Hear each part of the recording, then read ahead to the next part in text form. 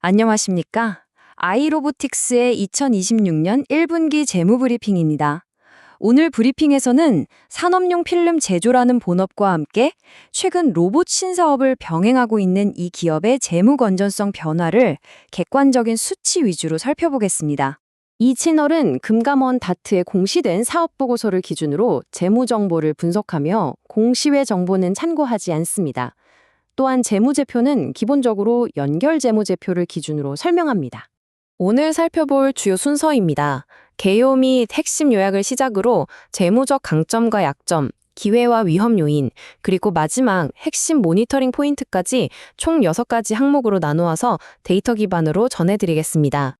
첫 번째 순서, 1장, 개요 및 핵심 요약입니다. 먼저 아이로보틱스의 기본적인 사업 구조입니다. 주력 사업은 폴리에틸렌 기반의 산업용 보호 필름을 제조하고 유통하는 것입니다. 최근에는 자동차 부품 임가공 부문 그리고 로봇 감속기 투자를 진행하면서 사업 다각화를 시도하고 있습니다. 현재 전체 매출의 대부분은 기존 필름 부문에서 안정적으로 발생하고 있으며 로봇이나 자동차 부품 부문은 초기 투자 및 시장 진입 단계에 위치한 것으로 파악됩니다. 이번 1분기의 핵심 손익 변화를 수치로 살펴보겠습니다.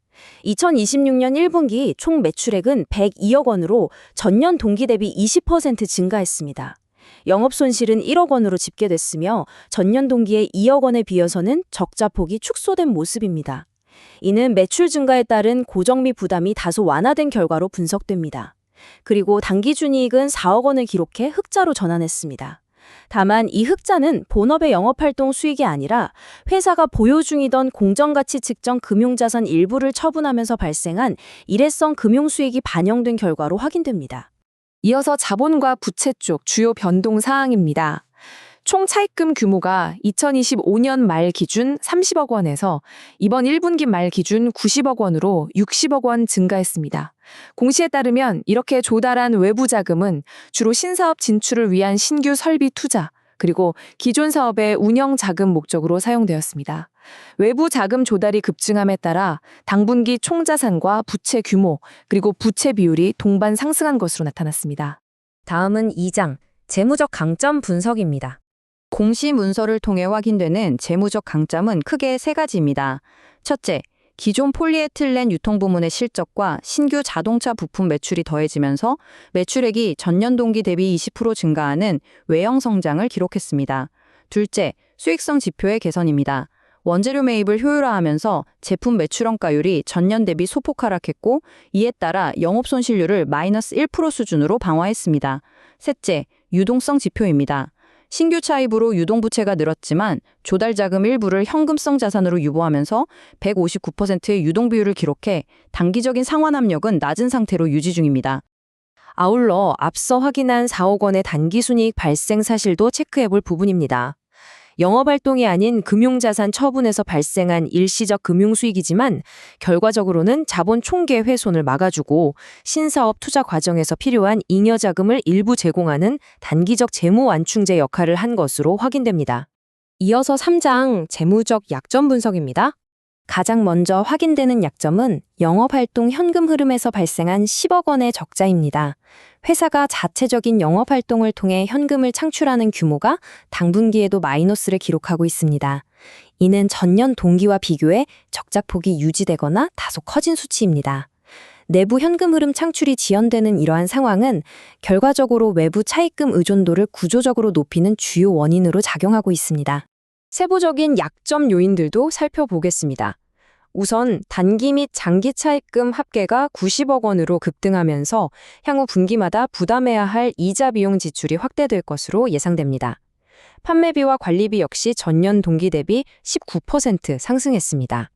신규 판로 개척을 위한 수출 재비용과 신사업 관련 경상 연구 개발비 지출 증가가 주요 원인으로 공시되어 있습니다. 채권 회수 측만의 부담도 존재합니다. 이미 전액대손 설정되어 회수가 불투명한 130억 원 규모의 장기 미수금이 장부에 남아있으며 여기에 9억 원 규모의 특수관계자 채권 잔액도 존재해 향후 자산 손상 인식 위험이 파악됩니다. 다음은 4장 기회 요인 분석입니다. 사업보고서에 기재된 향후 기회 요소들은 다음과 같습니다. 첫째, 신규 추진 사업인 자동차 실린더 헤드 임가공 부문에서 이번 분기에 4억 원의 신규 매출이 본격적으로 인식되기 시작했습니다. 둘째, 신사업 진출을 위해 K로봇 밸류체인 신기술 펀드에 총 40억 원의 신규 투자를 집행한 사실이 확인됩니다. 이 펀드는 산업용 로봇 자동화 기술 확보를 목적으로 조성된 것으로 명시되어 있습니다. 셋째, 공장 내 설치된 태양광 발전 설비를 가동해 전력 판매 매출을 일으키며 본업 외에 부가적이고 안정적인 현금을 상출하는 것으로 나타났습니다. 이어서 5장 위험 요인 분석입니다. 재무구조에 부정적 영향을 줄 수 있는 위험 요인, 그 첫 번째는 소송 장기화에 따른 비용 누수입니다. 현재 소액주주연배와의 경영권 분쟁으로 여러 건의 주주총회 결의 취소 소송 등이 진행 중입니다. 이로 인해 판관비 내 지급수수료 및 법률 자문 비용 지출이 지속적으로 발생하고 있습니다. 두 번째는 원재료 단가 상승 압박입니다. 당사 매입의 96% 이상을 차지하는 주 원료 폴리에틸렌은 국제 정세와 유가 변동성에 직접적으로 노출되어 있습니다. 수입 단가가 상승할 경우 원가율이 올라 영업마진이 훼손될 가능성이 언급되어 있습니다. 또한 신규 추진 중인 자동차 부품 사업이 내연기관 부품에 편중되어 있다는 점도 위협 요인입니다. 글로벌 자동차 시장의 전동화 전환 속도에 따라 향후 기존 내연기관 부품의 수주 물량이 점진적으로 감소할 위험이 문서에 기재되어 있습니다. 마지막으로 125억 원 규모의 수준 3, 즉 비상장 공정가치 금융자산에 대한 평가 손실 노출 위험입니다. 해당 자산은 주로 초기 벤처기업 등에 투자되어 있어 피투자 기업의 실적이 부진할 경우 향후 결산 과정에서 대규모 평가 손실로 반영될 가능성이 존재합니다. 마지막 6점 핵심 모니터링 포인트입니다. 향후 실적 발표 시 지속적으로 확인해야 할 첫 번째 핵심 지표는 영업활동 현금 흐름입니다. 현재의 현금 흐름 적자 폭을 의미 있는 수준으로 축소하고 자체적인 자금 창출력을 확보하는지 점검이 필요합니다. 둘째, 총 차입금 관리 여부입니다. 총 90억 원 규모로 증가한 차입금에 대해 상환 재원을 마련하여 부채 규모를 점진적으로 줄일 수 있는지 확인해야 합니다. 셋째, 신사업인 자동차 부품 부문의 성장성입니다. 진행 중인 생산공정 자동화를 통해 실제 매출액이 전사실적 기여도를 지속적으로 확대할 수 있을지 모니터링이 필요합니다. 이어서 점검해야 할 지표들입니다. 넷째, 비상장 자산의 평가 손익 여부입니다. 125억 원 규모로 투자된 수준 3 자산의 공정가치가 안정적으로 유지되는지 추적이 요구됩니다. 다섯째, 판관비 내의 지급수수료 항목입니다. 경영권 분쟁 소송 장기화에 따른 불필요한 현금 유출을 통제할 수 있는지 살펴야 합니다. 마지막으로 장부상 9억 원 규모인 특수관계자 매출 채권이 추가 대손 처리 없이 정상적으로 현금 회수되는지 점검이 필요합니다. 마무리하겠습니다.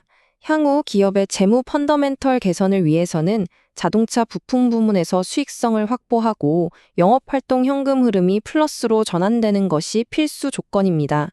반면 경영권 분쟁 소송이 길어지거나 원자재 가격 급등 혹은 비상장 자산의 대규모 평가 손실이 발생할 경우에는 유동성 경색 요인으로 작용할 가능성이 확인됩니다.